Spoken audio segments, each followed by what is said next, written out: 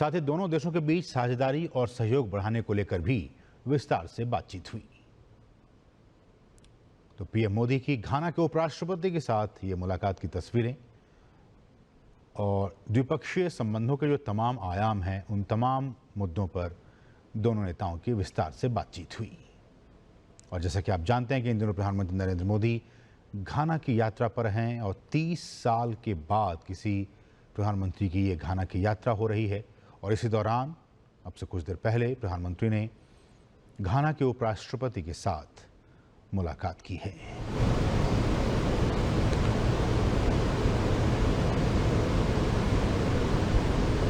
और दोनों ही देशों के आपसी संबंध को मजबूत बनाने की दिशा में ये बहुत ही महत्वपूर्ण ये कदम, उपराष्ट्रपति के साथ ये मुलाकात, घाना के उपराष्ट्रपति के साथ ये मुलाकात।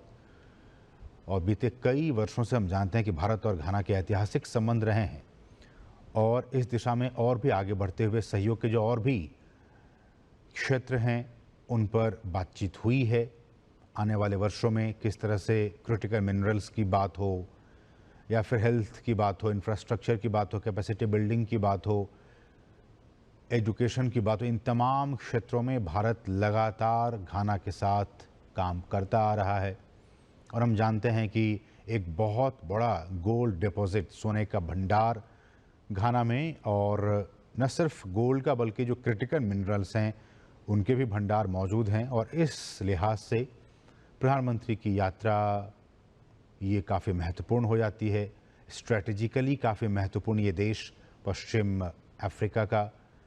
और इस दौरान कई सारे कार्यक्रम अब से कुछ देर पहले हुए और इसी कड़ी में प्रधानमंत्री नरेंद्र मोदी की घाना के उपराष्ट्रपति के साथ ये मुलाकात और उस मुलाकात की ये तस्वीरें आप इस वक्त अपनी टीवी स्क्रीन पर देख पा रहे हैं।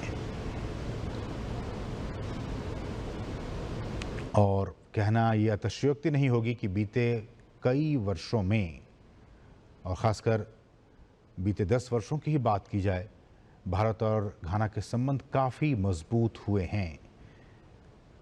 लगभग 15,000 की आबादी जो इंडियन डायस्पोरा है वो घाना में रहती हैं और वो 15,000 की आबादी भारतीय समुदाय के लोग भारत और घाना के जो सांस्कृतिक संबंध है, जो पीपल टू पीपल कनेक्ट है, उसको और भी मजबूती प्रदान करते हुए और तमाम क्षेत्रों में वो वहाँ पे काम कर रहे हैं। फार्मा के सेक्टर में, मेडिकल के सेक्टर में, माइनिंग के सेक्टर में। और प्रधानमंत्री जब घाना के मुताबिक कल जब मुलाकात होगी और जब वो संबोधित करेंगे इंडियन डायस्पोरा को, तो बहुत सारी अहम बातें वो कहेंगे और वो सुनना काफ़ी महत्वपूर्ण होगा कि प्रधानमंत्री अपने संबोधन में क्या कुछ कहते हैं इंडियन डायस्पोरा को।